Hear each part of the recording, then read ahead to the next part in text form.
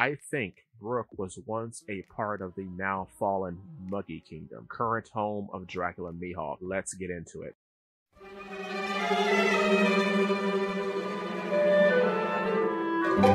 Okay, so we're going to break things down into about two parts. We're going to talk about the Muggy Kingdom itself, and then we're going to talk about Brook and the sort of weird correlation that he may have to that kingdom. Okay, so first let's talk about the Muggy Kingdom. The Muggy Kingdom was the home of Dracula Mihawk. It fell 9 years before the current storyline, and at some point the Muggy Kingdom became inhabited by him. Here's the interesting thing about the Muggy Kingdom in correspondence to Thriller Bark. Thriller Bark is basically just Nightmare Before Christmas. You know, you got Moria. Moria's Oogie Boogie. He has shadow powers.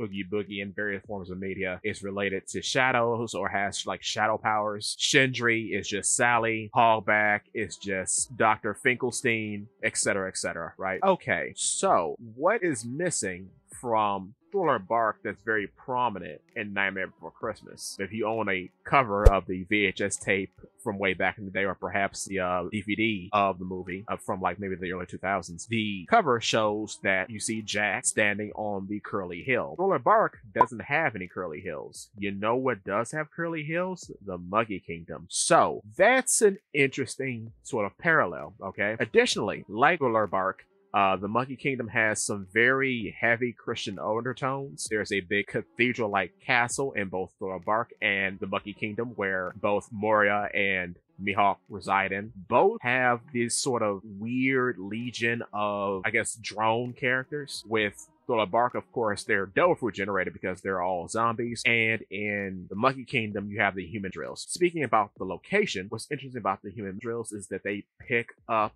on characteristics of people's fighting styles. They copy them. In the filler of the Muggy Kingdom where Zoro got sent there and he started training on the island for 2 years, it was implied that a human drill had copied Mihawk, and it was a big human drill with a non-black version of the Yoru. Okay, don't know if he's actually canon. I don't think he is because it was in a filler, but okay, the implication is there. And if I recall, I believe one human drill actually picked up Zoro's three-sword style as he was fighting him. Okay, this is very interesting because in Thriller Bark, the zombies were basically copies of whomever shadow they was possessed with. So you kind of have a parallel between the two of a bunch of drone characters being copies of other people. Very interesting parallel.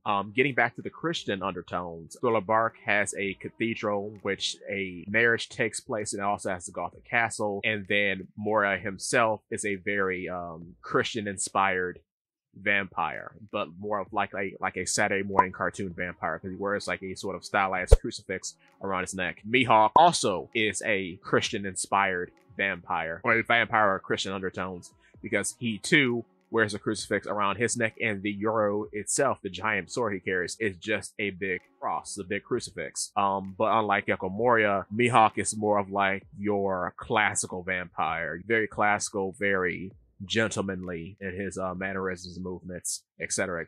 So that's the long and the short of the two islands. Now let's talk about Brook.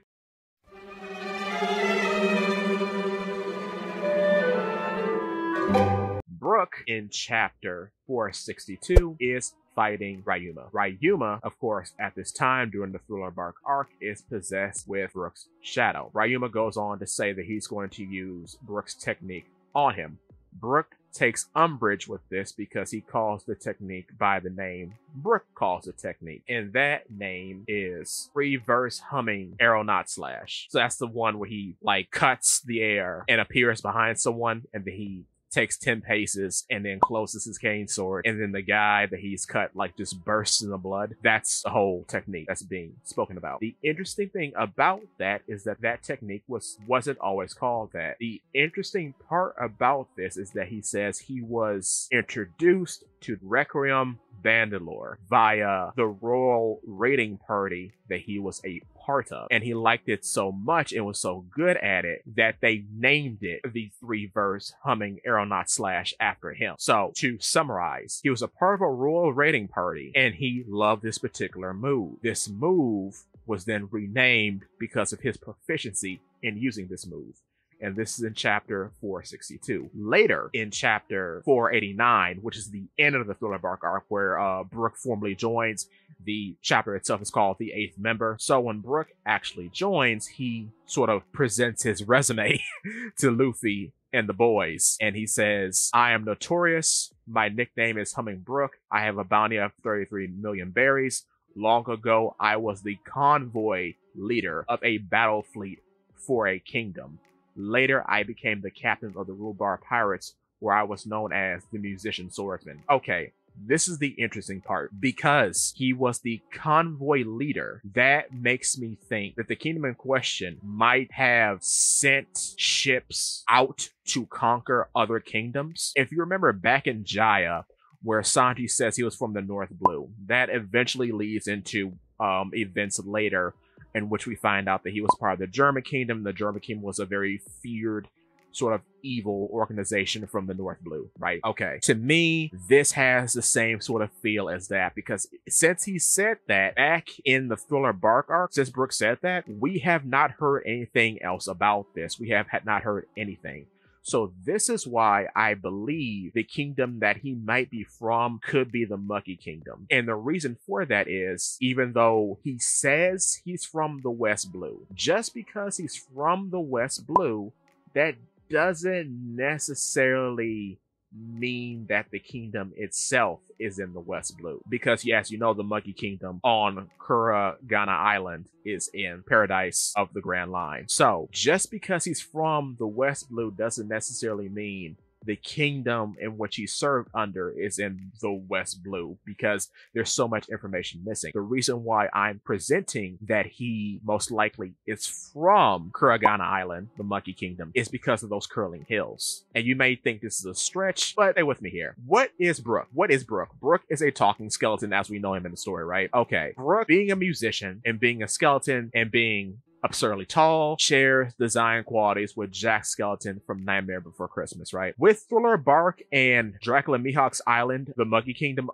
being the only two parts in the entire story being in close relation or containing elements from Nightmare Before Christmas, and seeing as how both Moria and Mihawk are takes on Dracula, just in different tones, one serious, one more Saturday morning cartoon-like, it leads me to believe that anything related to Nightmare Before Christmas relates back to Brook. And seeing as how the Monkey Kingdom has no real history as far as we know, leads me to believe that is to be filled in by whenever we get into a second variant of Brook's backstory. So, to lay it all out, I think Brook somehow got from the West Blue to the Grand Line and was enlisted in this kingdom. He gained status in the kingdom because of his proficiency at swordsmanship. However, later on, perhaps the kingdom sort of turned its ways or became evil. He saw the corruption in his kingdom and went to pursue a better life as a pirate. As far as we know, the Monkey Kingdom fell into a great war. People turned on themselves, everybody was wiped out, and then the human drills just developed the fighting styles that were present on the island at the time. However, here's what I think. Seeing as how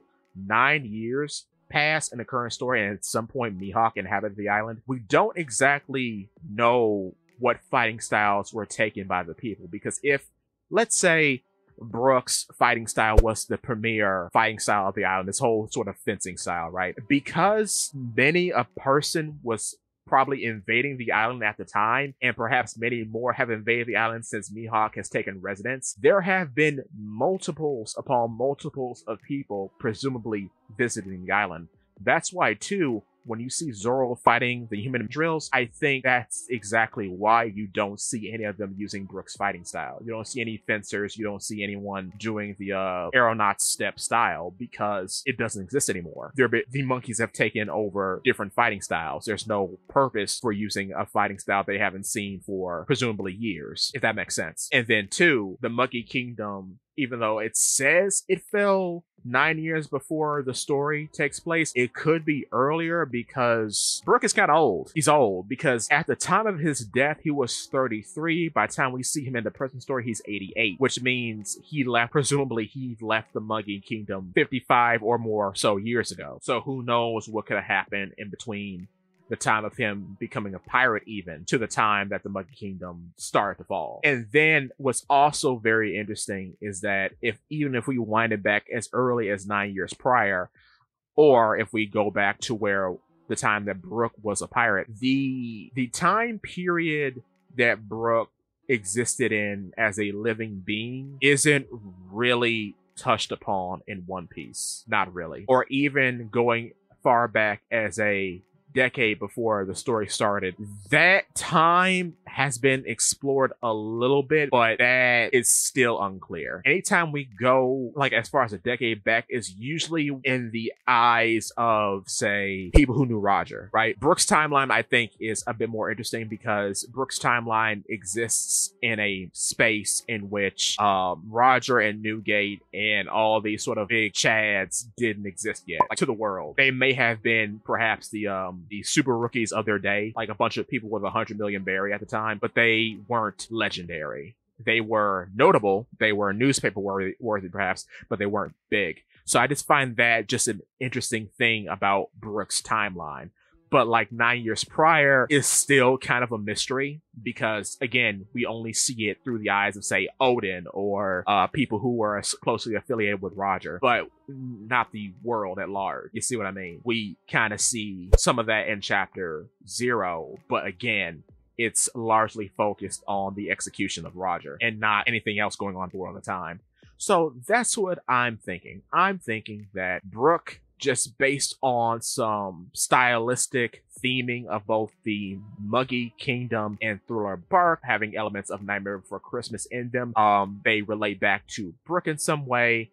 And in this case, I think the Monkey Kingdom is where the raiding party, the battle fleet convoy, was stationed at, and that is where Brook gained his recognition as the leader of that convoy. And perhaps that convoy too raided islands in the area, because it at least seems to me that Brook may or may not have been a part of a mercenary band that went out and did things on behalf of this kingdom using their specialized fighting styles, not unlike the Harpo Navy, if that makes any sense. So I think Brook could have been a part of the Monkey Kingdom, and in that Monkey Kingdom, he was one of those who was just a premier user of said fighting style. And then the neighboring nations got tired of the Monkey Kingdom mercenaries' behavior and then attacked the Monkey Kingdom. But perhaps there was corruption going on prior to that, which caused Brook to kind of dip before the kingdom started to go into decline. Let's say, for the sake of argument, this kingdom is very smug, right?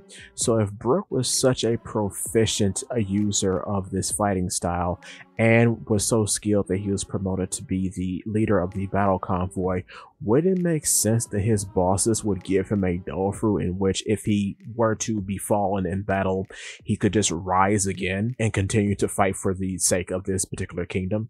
Something to think about, because it's never actually stated where Brook got his devil fruit from. Secondly, I think something should be said for the original name of Brook's signature attack, which is Requiem Banderroll, or Requiem Banderlore, like I said earlier.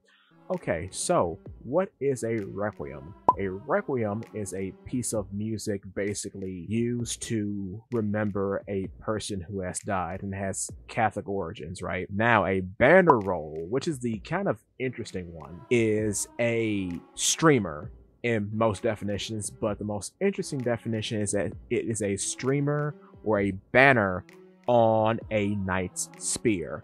So his signature attack's original name breaks down to being a song of remembrance for the banner on the knight's spear, or it could be a song of remembrance of the dead knight. Something to think about, considering how Brook ended up, and this attack is the original name for Brook's signature attack before any of this devil fruit shenanigan stuff happened with him. So yeah, very interesting, but it's also very, well, interesting that another thing of Brook's is cemented in sort of Christian tradition. And with that, that's all I have for you today. If I edited things right, this should come out on Halloween. So, woo! Happy Halloween.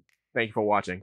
If you like stuff like this, please feel free to check out my YouTube channel, Polipede Works. And if you like what you see, I would appreciate your subscription. Thank you so much. See you next time.